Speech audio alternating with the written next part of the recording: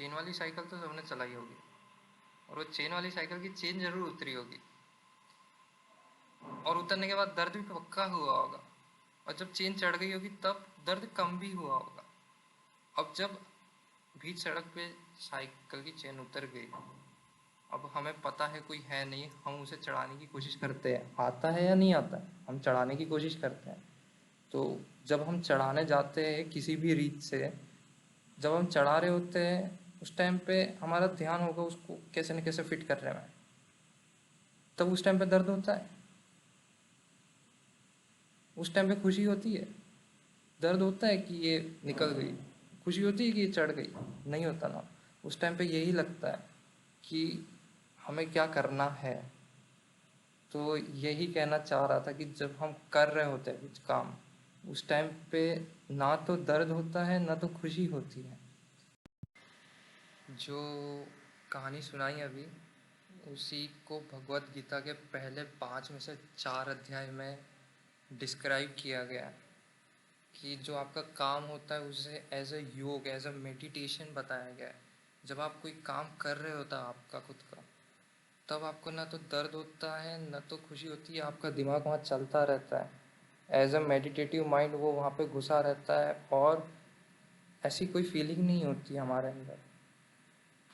तो इसी से मैं बस ये कहना चाह रहा था कि जो काम होता है एज ए ह्यूमन बीइंग, वो हमारे लिए सबसे इम्पोर्टेंट रहना चाहिए, क्योंकि वो ही एक फेज़ होता है लाइफ का। चाहे आप कोई भी वर्ल्ड में हो, आप मेडिटेट करते हो उस टाइम पे। और उस बुक में, इतनी बड़ी बुक है, उसमें भी पहले 5 में से 4 में काम को इम्पोर्टेंस दिया गया है।